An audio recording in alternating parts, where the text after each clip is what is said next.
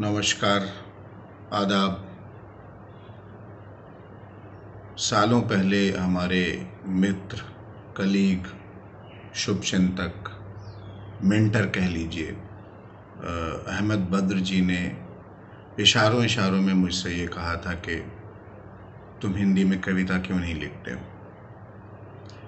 बात आई गई हो गई, हमने कभी इस ओर ध्यान नहीं दिया था।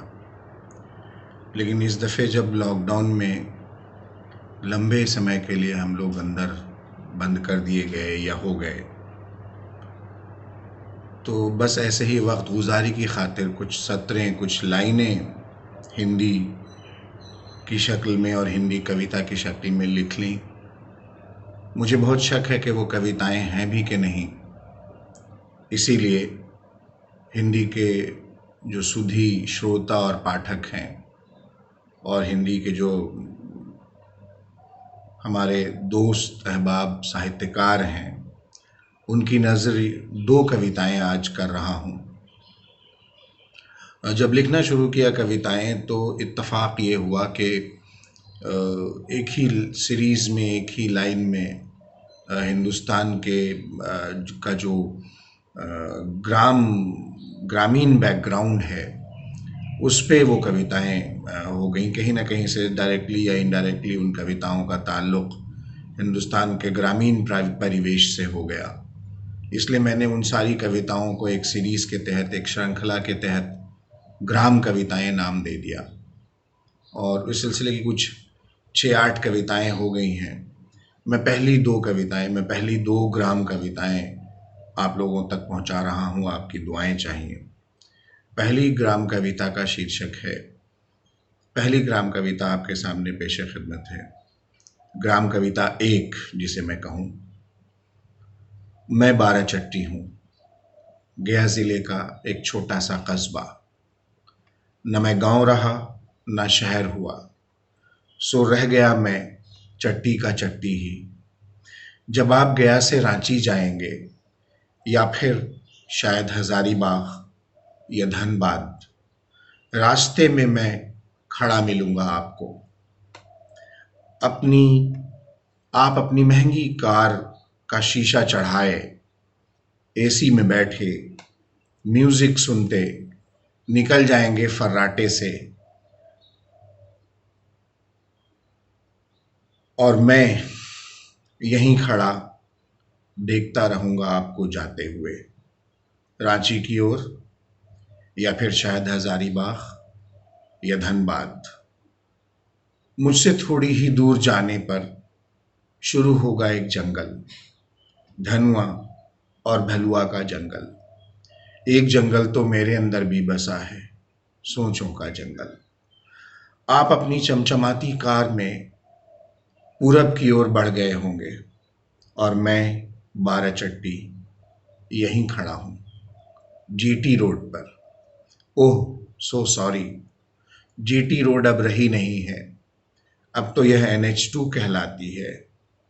चारों ओर बस धूल उड़ती है, शेर शाह के पेड़ अब रहे नहीं हैं, तो क्या धनुआ और भलुआ के पेड़ भी? खैर छोड़िए, आपको इससे क्या।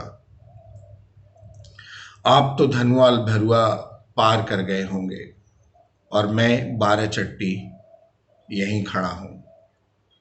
यहीं खड़ा मैं पश्चिम की ओर देख रहा हूँ।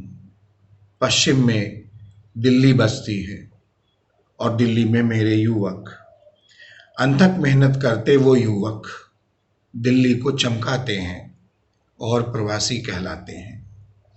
दिल्ली में तो हाकिम भी रहता है, कोसों दूर से मेरा हाकिम मुझ पर हुकूमत करता है। सुंदर एसी वाले शीशे के कमरों में नीति बनाता है मेरा हाकिम, भोजन और शासन की नीति, वासन और प्रवासन की नीति। मेरा हाकिम बहुत बिजी है, सुना है कोई बीमारी आई है, इंसानों को लील रही है।